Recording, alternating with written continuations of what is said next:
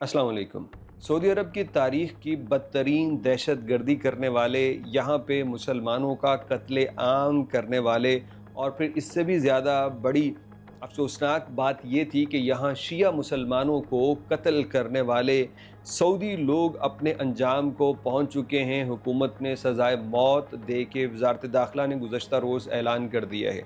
ये बात है 2015 की, जिस वक्त दहशत गर्दी की लहर ने न सिर्फ सऊदी अरब के मशरकी इलाके को बल्कि जद्दा और मदीना को भी इस हद तक मुतासिर किया कि मुख्तलिफ़ शहरों में खुदकुश धमाके होते थे और उसके अंदर कई मुसलमान शहीद हो गए।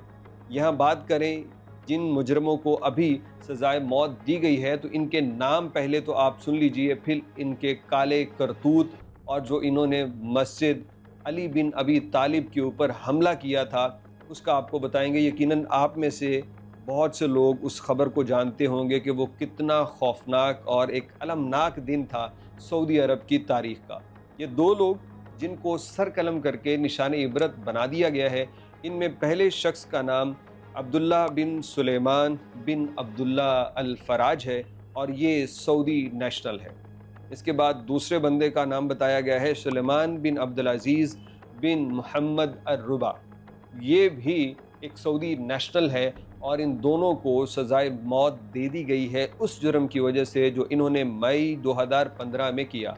कतीफ़ के अंदर एक मस्जिद, जामिया मस्जिद अली बिन अबी तालिब, और ये सऊदी अरब के जो शिया सऊदी हैं ये उनकी मस्जिद थी और ये जुमा की नमाज वहाँ पे अदा कर रहे थे।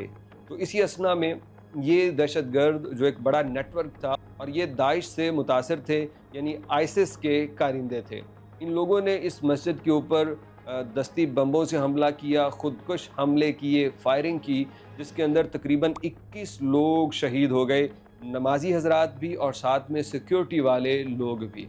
कुछ लोग तो उसी वक्त जहन्नुम वासिल हो गए खुद अपनी ही अपने आप को ब्रेस्ट करने की वजह से, और कुछ लोग भाग गए जिनको बाद में उस वक्त जो शाह सलमान बिन अब्दुल अजीज़ इन्होंने नई सऊदी अरब की बादशाहत संभाली थी, तो इन्होंने उस वक्त के जो वली अहद थे मोहम्मद बिन नाइफ, तो उनको इन्होंने बड़े सख्त ऑर्डर किए कि फ़ौरी तौर पे इस पे कार्रवाई करो और मुझे ये बंदे गिरफ़्तार चाहिए। इन बंदों को बिलाखिर पकड़ लिया और फिर आखिरकार इनको गुज़श्ता रोज़, ये होता है पूरा ट्रायल के बगैर किसी को इस तरह के मुकदमात में इसलिए सज़ा नहीं दी जाती कि बाद में कोई झोल ना हो।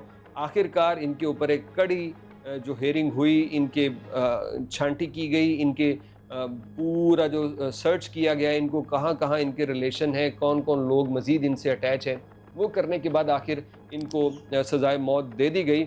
और साथ ही साथ आपको बताएं कि ये वो बदतरीन साल था जिसके अंदर न सिर्फ इधर कतीफ़ में बल्कि जद्दा के अंदर भी धमाके और हमले हुए मसाजिद के ऊपर, और फिर मदीना मस्जिद नबवी शरीफ के बाहर भी एक हमला हुआ था। ये बड़ा एक दुखी कर देने वाली वो ख़बर थी। मुझे आज भी याद है कि मैं उस वक्त सऊदी अरब में था और हमने जब वो ख़बरें सुनी तो इतने गमज़दा थे हम, तमाम गैर मुल्की, तमाम सऊदी वहाँ पे कि हरम शरीफ में ये हो गया, बड़ी परेशानी का आलम था। लेकिन अल्हम्दुलिल्लाह ये सारे जो हैं अपने अंजाम को कुछ पहुंच चुके हैं, कुछ पहुंच रहे हैं।